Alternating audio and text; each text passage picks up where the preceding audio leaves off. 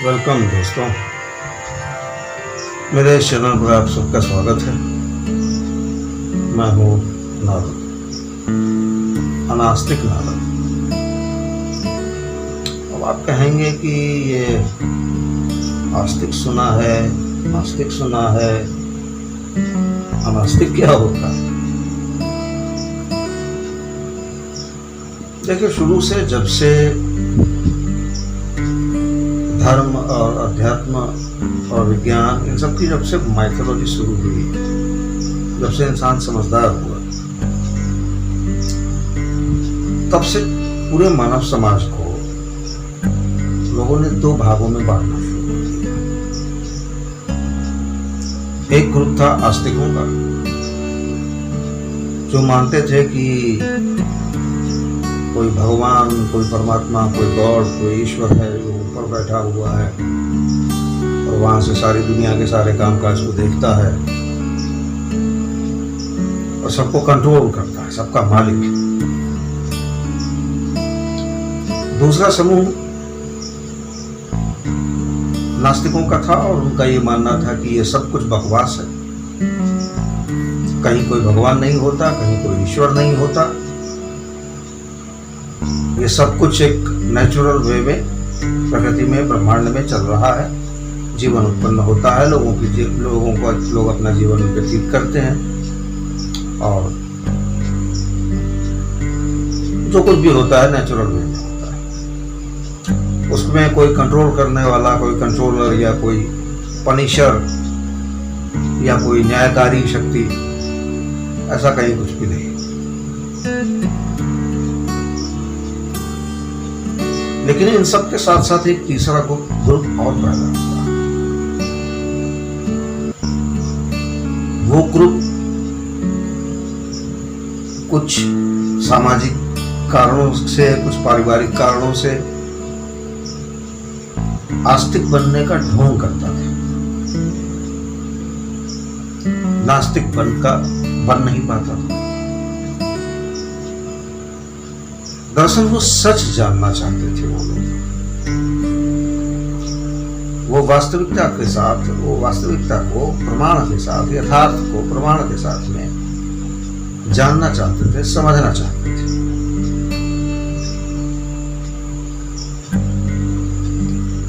लेकिन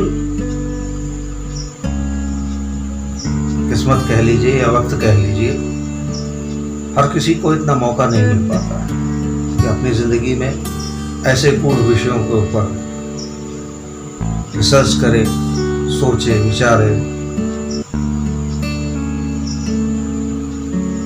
कुछ लोग ही उनमें से ऐसे होते थे जो सत्य की खोज में अपना पूरा जीवन लगा देते थे। ऐसे ही लोग अनास्तिक कहे जाते थे। अब देखिए, अनास्तिक शब्द में दो चीजें छुपी हुई है। एक तो है अनआस्तिक, अर्थात आस्तिक का विपरीत, आस्तिक नहीं, अनआस्तिक।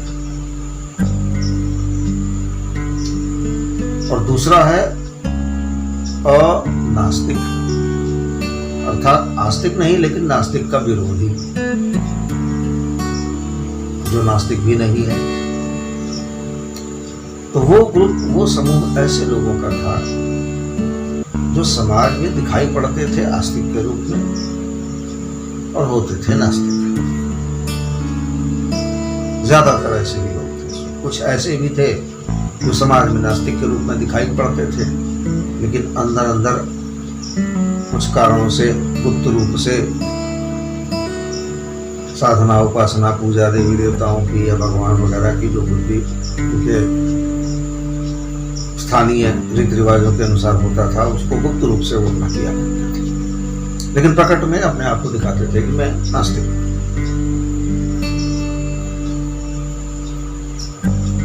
तो मित्रों, प्रकट में तो कोई भी व्यक्ति वो काम करता है जिससे उसको अपने जीवन में, अपने समाज में रहने में सुविधा रहे और लाभ होता है। असलियत तो उसकी वो होती है जब वो किसी के सामने नहीं होता।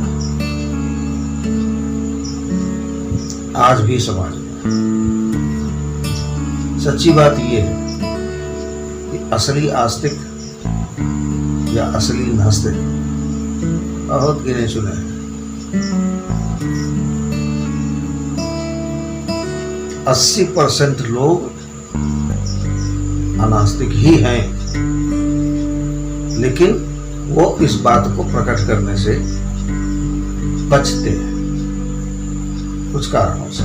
वो उनके अपना व्यक्तिगत कारण है। तो मित्रों, सज्जनों और देवियों,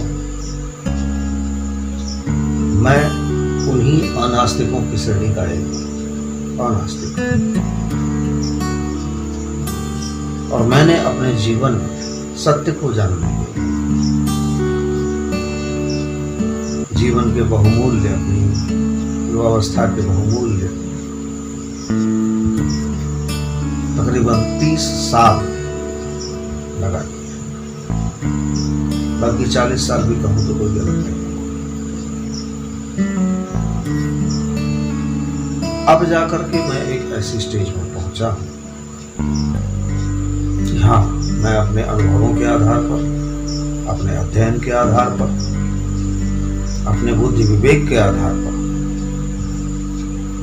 वास्तविकता को बहुत हद तक जानता।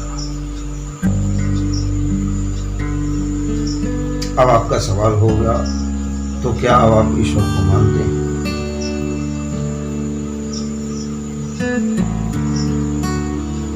मेरा उत्तर ये होगा कि मैं ईश्वर को जानता हूं, मानता नहीं।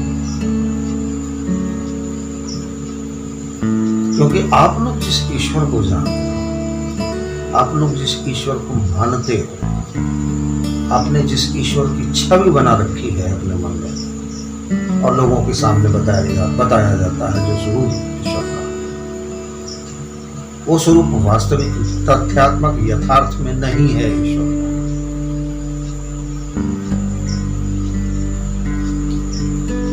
मैंने अपने साधना के द्वारा, अपने अनुभव के द्वारा, अपने तपस्या के द्वारा ईश्वर को जिस रूप में देखा है, जाना है, समझा है, धर्म से जुड़ी हुई बातों को, धर्म से जुड़ी हुई साधनाओं को, धर्म से जुड़ी हुई तपस्याओं को, तो यहाँ मेरा तात्पर्य धर्म का मतलब केवल हिंदू धर्म या सिख धर्म या ईसाई धर्म या मुसलमान धर्म नहीं। मैंने अनेक विभिन्न धर्मों के अनुसार की जाने वाली साधनाएं और उनकी पद्धतियां और उनके पैटर्न्स का बड़ी गहराई के साथ अध्ययन किया है, उस पर एक्सपेरिमेंट्स किए हैं, प्रयोग किए हैं, अलग अलग धर्मों के मंत्रों का इस्तेमाल किया है, और कह लीजिए कि कुछ मेरी तकदीर मेहरबान थी या वक्त मेरे ऊपर मेहरबान था कि मुझे बहुत शीघ्रता के साथ, बहुत कम समय में किसी भी मंत्र का या किसी भी साधना पद्धति का प्रयोग करने पर क्या परिणाम होना चाहिए वो मेरे सामने प्रत्यक्ष हो जाता था।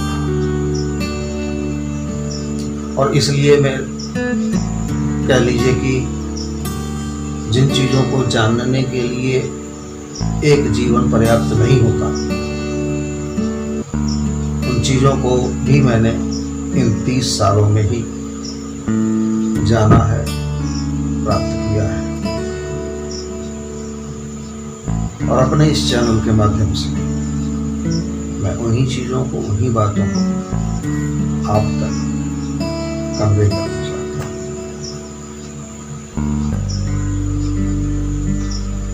आगे के अपने एपिसोड्स में मैं अनास्तिक नारद, आस्तिकता और नास्तिकता के बीच के रहस्य को पर्दे से बाहर लाने का काम करूंगा। तो देवियों और सज्जनों, अगर आप धर्म अध्यात्म के संबंध में मेरे विचारों और अनुभवों को जानने के इच्छुक हैं तो वीडियो लाइक करें, मुझसे जुड़े रहने के लिए चैनल सब्सक्राइब करके बेल आइकन क्लिक कर लें ताकि मेरे वीडियोस की सूचना आपको मिलती रहे। आपके सुझाव और विचारों का नीचे कमेंट बॉक्स में स्वागत है। यदि मेरे विचारों में आपको कुछ गलत या अनुचित लगता है तो कृपया सभ्य भाषा में अपना विरोध अवश्य कमेंट करें। नमस्कार।